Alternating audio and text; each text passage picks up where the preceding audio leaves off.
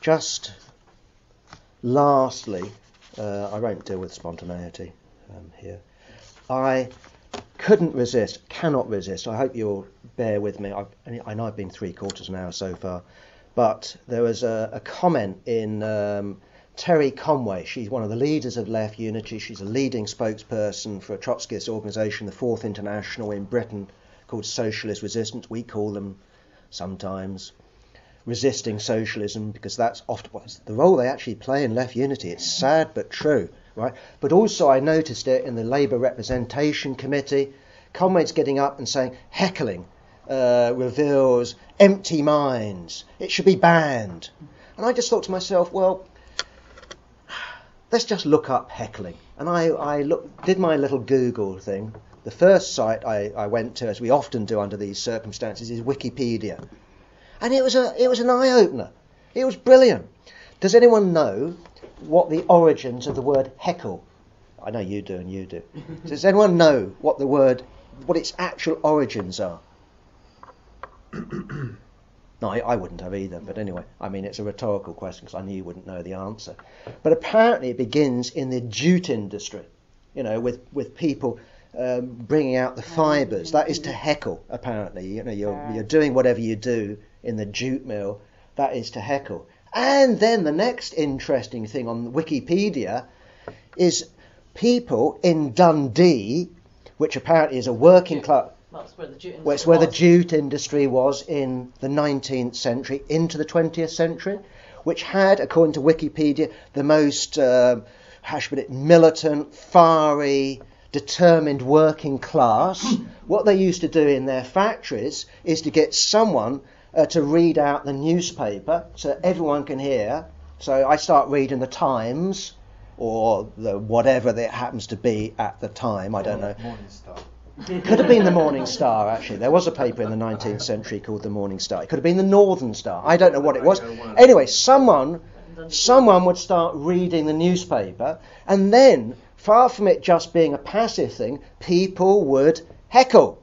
And they would say, that's rubbish. I think X. And they would actually have a debate, a political debate in the workplace, in the factory, as a result of this newspaper article, hence our modern term heckle, right? So it begins with people interrupting someone, saying, I don't agree with that, and putting forward their own point of view. Now, I've also put in my article in the Labour Party Marxist, when people were objecting to heckling there was it stayed in my head always. I used to be interested in Greek mythology when I was a kid. There was an incident in the Trojan War, in the Iliad. There's the Greek chief king Agamemnon sitting up there. All the Greek army is arrayed in front of them.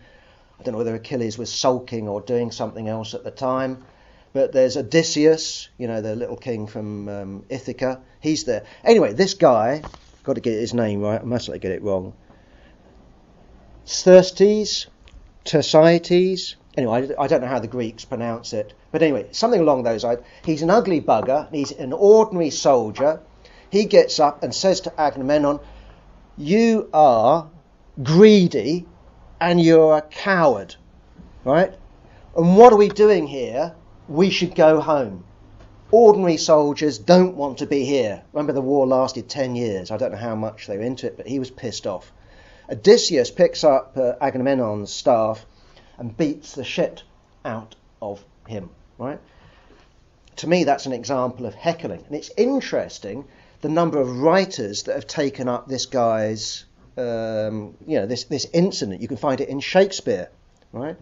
You can find it in Hegel. Hegel actually goes with this theory in the Philosophy of Right, I think it is. It says what's going on here is that Homer is actually writing in to this guy what he thinks about the Trojan War, right? And yet he's also making him ugly and making him a laughing stock. So it's actually a philosophical concept that develops around this guy's name.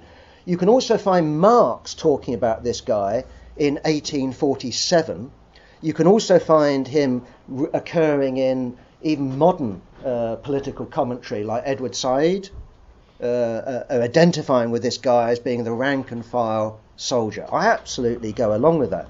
Anyway, I looked up a couple of other hecklings. We can leave aside, is it Statter and Waldorf in... Waldorf and Stettler. Stettler. Yeah. In, whatever it's called, the Muppets. Remember the guys that go, what a load of rubbish. Those guys. We can leave aside Dennis Skinner, who I think did some beautiful heckles. Remember, just before George Osborne or the Chancellor is about to speak, or the Queen's going to deliver her speech, off with her head. You know, that sort of stuff. Positions himself, gets it in, and causes great amusement to us, doesn't he? When all these people in their finery and their pomposity gets up, he pricks the lot of them. Okay. But there's also Walter Wolfgang, who was sitting in the Labour Party conference, right? Who's a member of the LRC, who was elected the next year onto the Labour Party NEC because Jack Straw was talking about the Iraq War, and Walter Wolfgang, who was about 82 then, right, shouts out rubbish. This is lies, and he gets dragged out of the conference by Labour Party goons, right? This is the powerless talking to the powerful, right? Okay, just a couple other examples. You can also find it in Heiner Müller. For those that don't know Heiner Müller, he was the guy that took over from Brecht in Berlin in the sort of Brechtian theatre. Anyway, a couple of other ones which I thought were great is Martin Luther King. Name me the one Martin Luther King speech that we've all heard of. I have a dream. Right. I have a dream. I have a dream. Apparently, there's his notes. He's got his speech ready. He starts talking. I can't know. Anyway. And the singer, Mahalia Jackson, heckles him. And she says, quote, unquote, this is the story according to Wikipedia. I don't know whether it's true or not, do I? I haven't done my research. It's a good story. It's a good story. I don't see why it can't be true. She knew him. You know, she's up there on the platform. It's a huge, massive rally. She says, tell them about your dream, Martin. Tell them about your dream. And he then starts, I have a dream. Right? In other words, heckling can be viewed as pricking pomposity. Can also be viewed as something that's a stimulant. There's a famous incident, in my view, of a Bolshevik Congress where Lenin's speaking. Again, he's got all his notes. Comrades, and we're living in hard times, and and Bukharin heckled him, right, which is perfectly normal in those days, by the way. It wasn't any. Lenin didn't stop and say, "Who said that? Drag them out! Drag them out!" No, Lenin replied to him because Bukharin was saying it's a workers' state. We've got a workers' state, and Lenin says, "No, we haven't got a workers' state. It's a workers and peasant state, and it's a workers and peasant state that is in danger of degeneration. We're actually dealing with a degenerate workers and peasants state."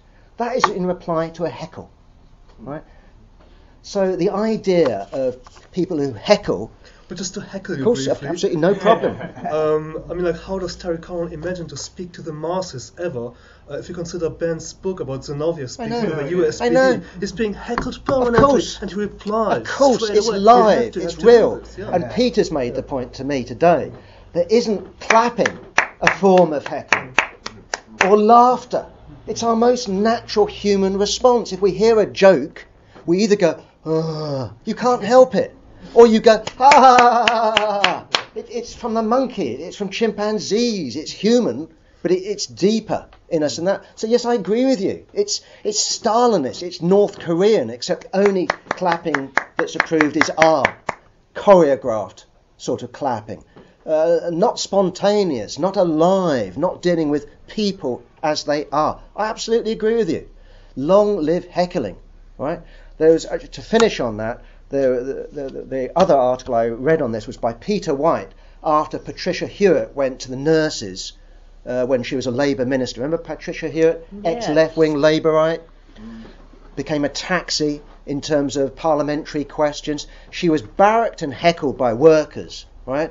And Peter White of The Guardian was actually saying, well, that's good. It showed you these people exerting their power. I agree with that. I don't agree with just, heckling and silencing people, But I do agree with those without power exerting their right to make their opinions known. And the idea that anyone on the left can view that as problematic, I find deeply problematic in and of itself, given the little brief history that I've done. Long live Dundee! Well.